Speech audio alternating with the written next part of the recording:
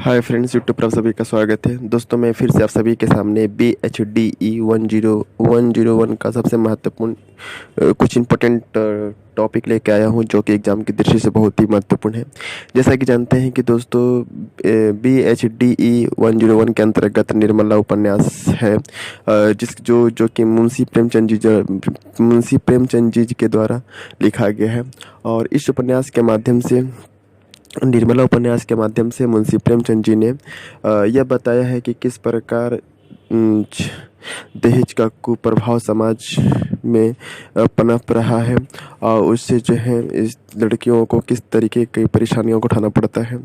दूसरी बात है कि समाज में किस प्रकार अंधविश्वास जो है बड़ा रूप धारण कर रहा है। और तीसरा यह दिखाया है कि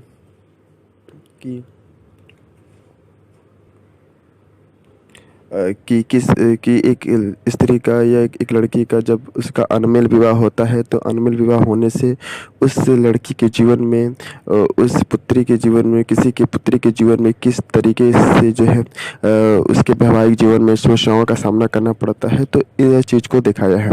और यहाँ पे हम कुछ पॉइंट पढ़ेंगे जो कि निर्मला उपन्यास से रिलेटेड है, और जो कि एग्ज़ाम में से प्रश्न आ सकते हैं और आते भी हैं। तो प्रश्न है, तो यहाँ पर लिखा गया है अभ्यास। ओके, एक नंबर जो है, उपयुक्त अंश में दहेज जैसी समस्याएं, सामाजिक कुप्रथा की समस्या को दर्शाया गया है। दहेज न दे सकने के कारण माता पिता को कन्या के लिए योग्य वर खोजना मुश्किल होता है। वे अपनी लड़की को, चाहे उसमें कितने ही गुण क्यों न हो, योग्य वर के साथ विवाह नहीं करवा सकते,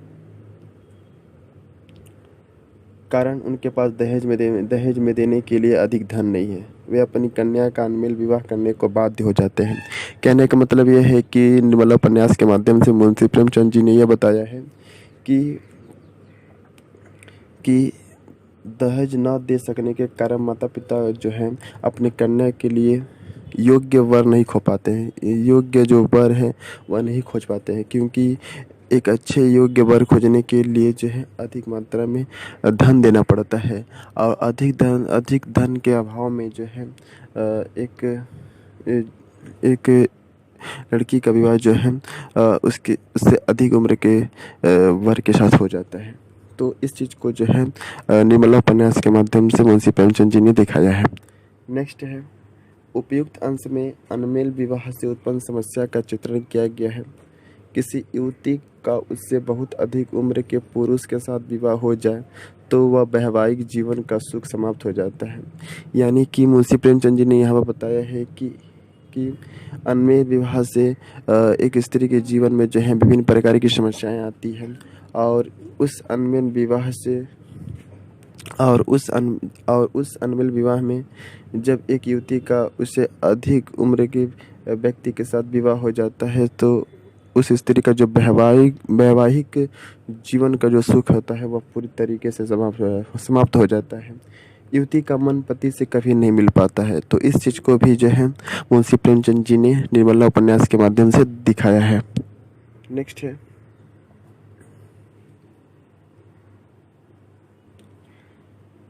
नेक्स्ट पॉइंट है जो कि बहुत इंपॉर्टेंट है, प्रश्न बन के भी आता है एग्जाम में, कि प्रेमचंद जी के जो निर्मला उपन्यास में जिस भाषा का प्रयोग किए हैं उस भाषा के बारे में बताइए। ओके, तो 7 नंबर पॉइंट है, प्रेमचंद ने अपने उपन्यासों में सरल, सहज और मुहावरेदार और पात्रानुकूल भाषा का प्रयोग किया है।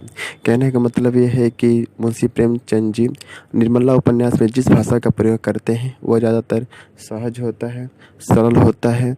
उन भाषाओं में मुहावरे का प्रयोग किया जाता है, और वे सभी भाषाएं उस पात्र के अनुकूल ही प्रयोग किया जाता है। ओके, बोलचाल की भाषा के प्रयोग से इसमें संप्रेषणीयता का गुण बढ़ गया है।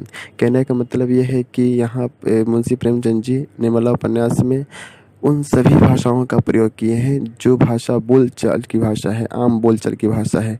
कहने का मतलब वे उन सभी भाषाओं का प्रयोग किए हैं जिस शब्द को सभी कोई जानते हैं, जिससे कि जब हम इस निर्मला उपन्यास को पढ़ेंगे तो हमें दिक्कत नहीं होगा, हमें परेशानी नहीं होगी कोई भी इस चीज़ समझने में। इसलिए वे अपने इस उपन्यास में आम बोलचाल की भाषा का प्रयोग किए हैं। शहर और ग्राम के अनुकूल भाषा का प्रयोग किया गया है। निर्मला उपन्यास में जो शहरी भाषा होता है, जो ग्रामीण भाषा होता है, उसका भी प्रयोग किया गया है। उनकी भाषा में जहाँ प्रचलित संस्कृत और अरबी फारसी के शब्दों का प्रयोग मिलता है, वहीं देशज और अंग्रेजी के प्रचलित शब्द भी मिलते हैं। कहने का मतलब है कि निर्मला उपन्यास में जिस भाषा का प्रयोग किए हैं उनमें ज़्यादातर ग्रामीण भाषा भी होता है, शहरी भाषा भी होता है, साथ ही साथ अरबी भाषा भी होता है और फारसी भाषा भी होता है। ग्रामीण, शहरी, शिक्षित, अशिक्षित सभी प्रकार के पात्रों के अनुसार भाषा का प्रयोग किया गया है। निर्मला उपन्यास में मुंशी प्रेमचंद जी ने, चाहे वह शिक्षित हो, चाहे अशिक्षित हो, शहरी हो, ग्रामीण हो, सभी पात्रों के लिए उसके अनुकूल जो है भाषाओं का प्रयोग किया है। और इसके साथ साथ मुहावरा और लोकोक्तियाँ का भी प्रयोग से भाषा में सहजता आ गई है, सुंदरता आ गई है। कहने का मतलब ये है कि निर्मला उपन्यास में जिस भाषा का प्रयोग किए हैं, उस भाषा के साथ साथ उन्होंने मुहावरे का भी प्रयोग किया है और उन्होंने लोकोक्तियाँ का भी प्रयोग किया है। इन दोनों का प्रयोग करने से किसी भी भाषा में जो है रोचकता आ जाती है, वो भाषा सहज हो जाता है, वह भाषा आसान हो जाता है। तो ये सभी पॉइंट हैं जो कि बहुत ही इम्पोर्टेंट है और इससे प्रश्न बन के आते हैं। तो मैंने सोचा कि इस पॉइंट को बता दूं जिससे कि आपको कुछ हेल्प हो सके। Thank you, best of luck for your exam.